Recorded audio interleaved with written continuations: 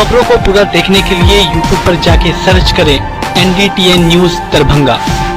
Channel को like, subscribe, comment और share करना ना भूलें।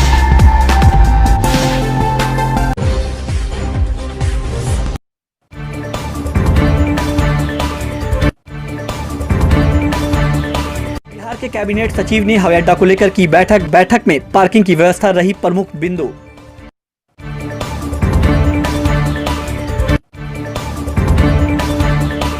मास्क को लेकर डीएम व एसएसपी उतरे सड़कों पर, तो वहीं 5 प्रतिष्ठानों को किया गया सील।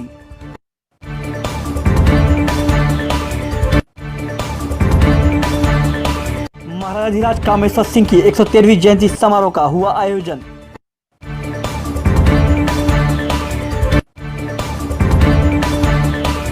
बेहली और आधारपुर की घटना को लेकर इंसाफ मंच ने वरीय पुलिस अधीक्षक के समक्ष किया धरना प्रदर्शन।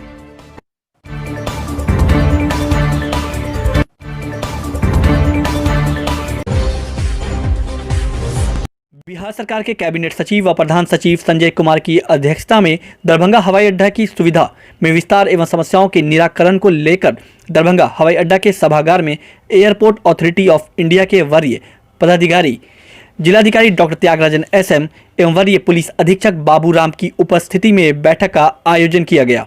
बैठक में दरभंगा हवाई अड्डा की सुविधाओं में विस्तार को लेकर पदाधिकारियों ने अपने अपने विचार रखे, जिनमें प्रमुख रूप से दरभंगा हवाई अड्डा के लिए भू अर्जन की प्रक्रिया में तेजी लाना, एम्बुलेंस की अस्थायी व्यवस्था, केंद्र सरकार के द्वारा अस्थायी टर्मिनल का शीघ्र निर्माण, सुरक्षा गार्डों का नियमितीकरण एवं अग्निशमन पदाधिकारियों का नियमितीकरण एवं प्रशिक्षण के साथ साथ वाहन पार्किंग की समस्या मुख्य रूप से शामिल रही।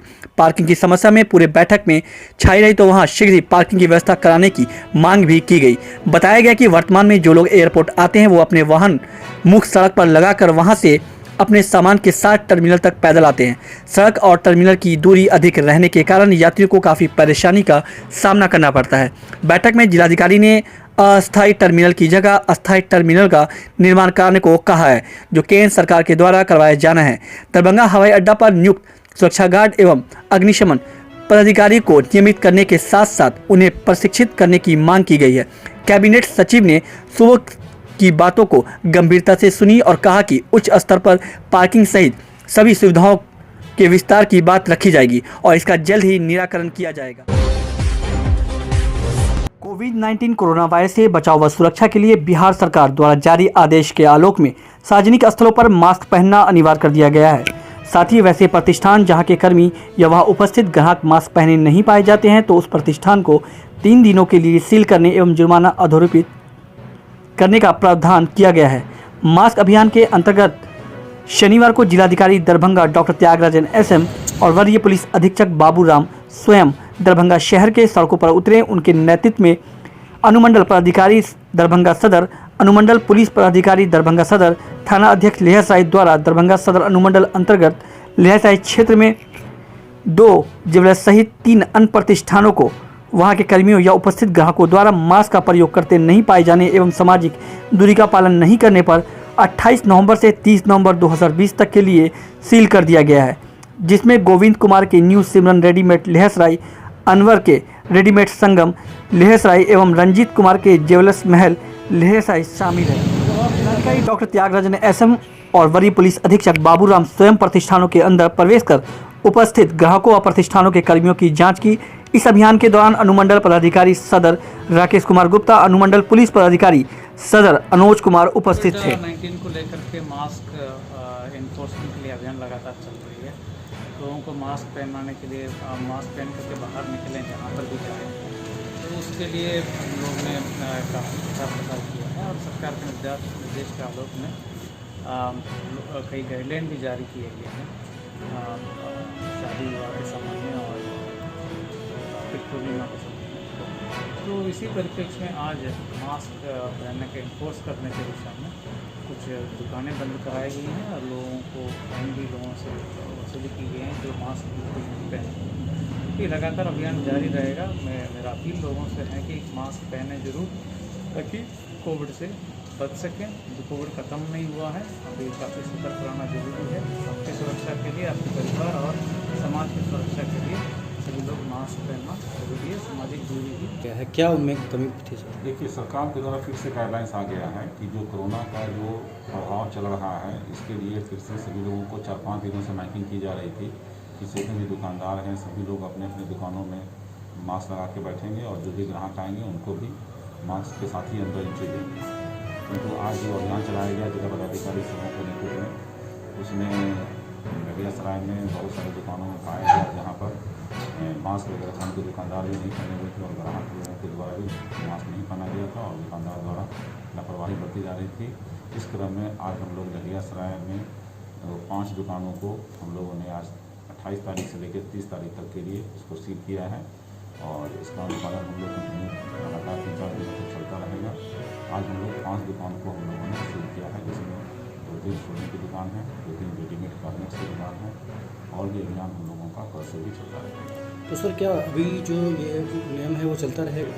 ये जो आदेश है सरकार का 25 दिसंबर तक ये अभी तक जो दिशा निर्देश है उसके लिए कॉलेज क्या कहना चाहते हैं अभी फिर से? अभियान चला के लोगों को माइकिंग करके बताया जा रहा है कि इसको अभियान को मतलब सहयोग करें और सभी लोग मास्क पहनें ताकि कोरोना को हम लोग जो महामारी फैला हुआ है इसको कम से कम लोगों के बीच में संक्रमित हो सके और इसको हम लोग प्रभावी ढंग से लागू कर सकें। सर मास्क को लेकर एक ये चल रही है नहीं, मास्क नहीं पहनने पर 50 रुपये का फाइन लगाया जाता है, जो कल भी हम लोगों के द्वारा अभियान चलाया गया। इसमें लगभग 3 लाख रुपया का कलेक्शन हुआ, उसका रिपोर्ट नहीं है और ये अभियान आज भी चला है। आज भी 31 से 34 हमारे यहाँ से जो मजिस्ट्रेट लोग गए थे उनके द्वारा फाइन किया गया और ये तो रोज चल रहा है। 50 रुपया का ही फाइन है। इसके अलावा जो दिशा निर्देश के आलोक में जो और भी फाइन बनता है, जो उसका ड्राइविंग लाइसेंस और नहीं है उसके लिए अलग से पुलिस वाले लोग अपना काटते हैं, लेकिन मेन अभियान 50 रुपये वाला ही है और ये प्रतीकात्मक रूप से 50 रुपया लिया जाता है ताकि लोगों के बीच में ये मैसेज भेज सके। दुकान का समय भी निर्धारित हुआ है।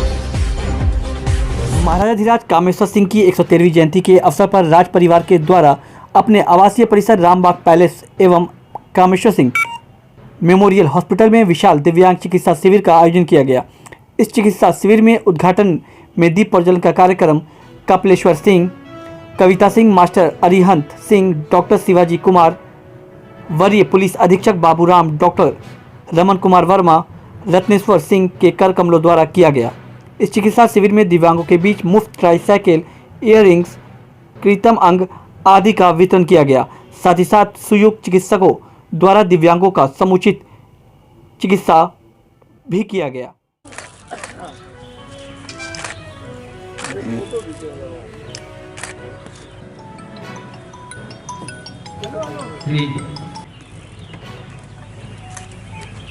कहना ये है कि सिर्फ हम नहीं कर सकते, हमें सरकार की भी मदद चाहिएगी। जैसे राजस्थान, जैसे मेरे हस्बैंड ने कहा, राजस्थान में भी सिर्फ रॉयल फैमिली ने नहीं किया। जब तक सरकार की मदद नहीं मिलेगी किसी को भी, तब तक हम लोग भी आगे नहीं बढ़ सकते हैं। तो बेरोज़गारी सिर्फ हमारा नहीं है, सरकार का भी काम है कि हमें मदद दे। एंड सरकार को भी जो भी हमसे मदद चाहिए हम रेडी है देने के लिए। मतलब आपका तो जितना बनाया हुआ है, अगर सरकार उसी को दरभंगा एविएशन जो है वो इंडिया का सेकंड एविएशन कंपनी था, टाटा के साथ ही हम लोगों ने किया था, ये तो प्रूफ है, इट्स अ फैक्ट। फिर दरभंगा एविएशन स्टार्ट किया, उन्होंने एयरपोर्ट यहाँ चालू किया, यहाँ पूर्णिया में। आप हमारे पास वीडियोज़ हैं, जब जीवेश्वर जी का काका जी का जन्म हुआ था तो सब बड़े राजे महाराजे डिप्लोमेट्स यहाँ आते थे फ्लाइट से, वो तो सब यूट्यूब में पड़ा हुआ है, इट्स ऑल फैक्ट है। जितनी तकलीफ आपको है कि उनका नामकरण नहीं किया गया। नामकरण तो होना ही चाहिए। आप मतलब वो तो मिथिला के लाल थे, इतना कुछ मिथिला के लिए किया है तो अब तो आप लोग का है ना जो उनका होना चाहिए। आप क्या मांग करेंगे कि क्यों नहीं करेंगे?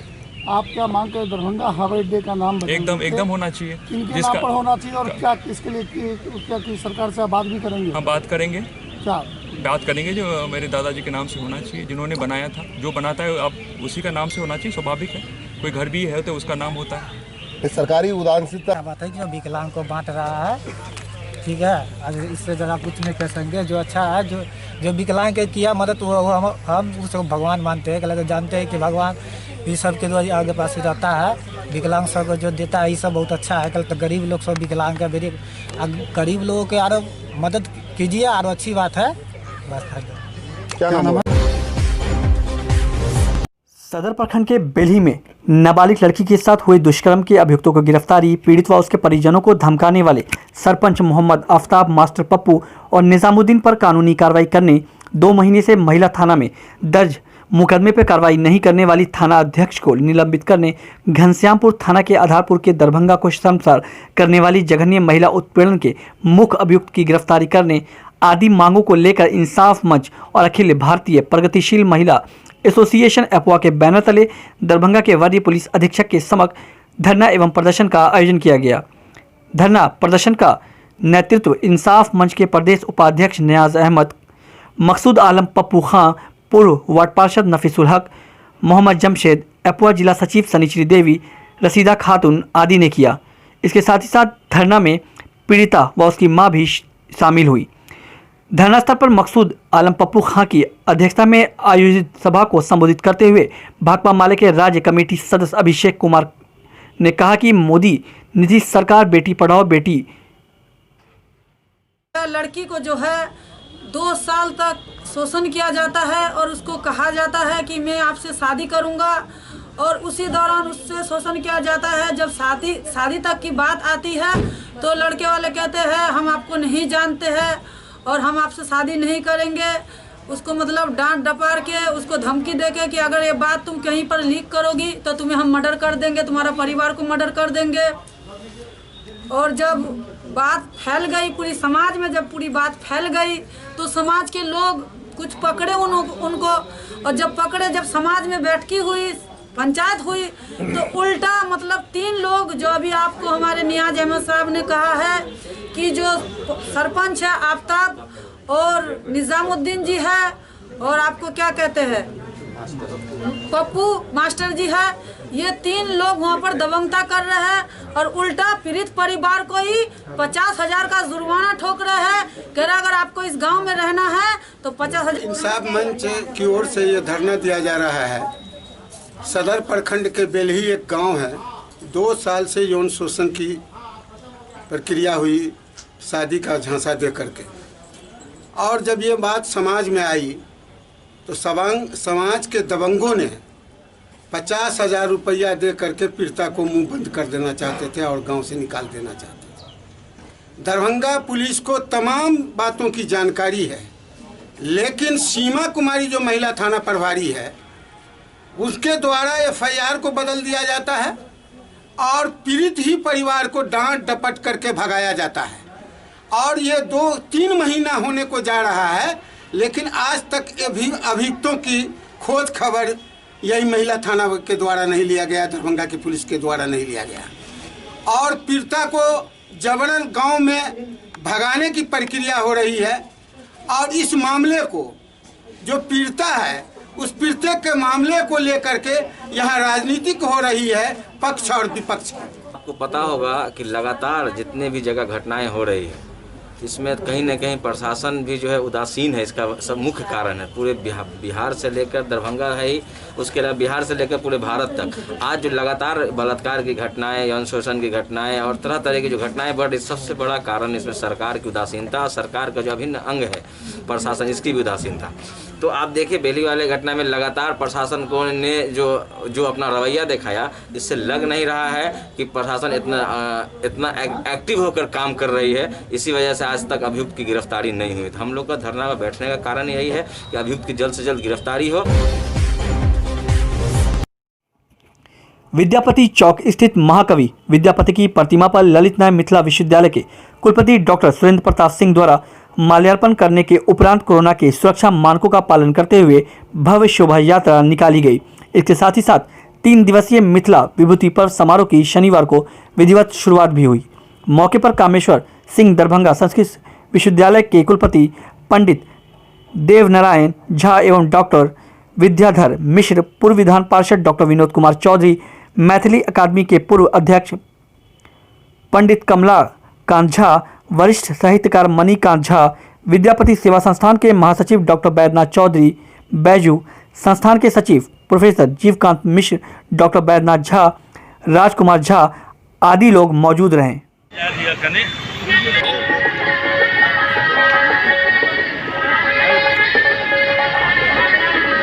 इधर देखिएगा, इधर अपना वीडियो आगे से 100 साइड हो जाइए।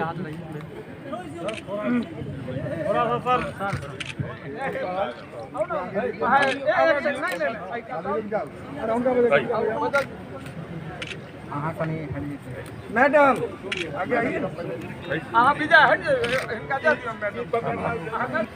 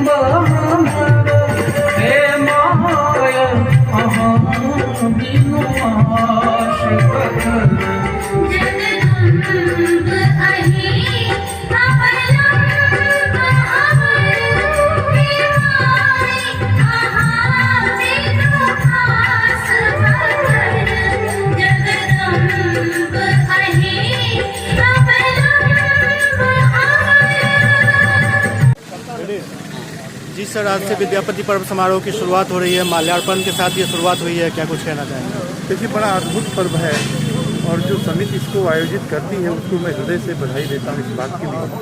ये जो संस्कृति और संस्कार है, ये परंपराओं का ही पर्व होता है।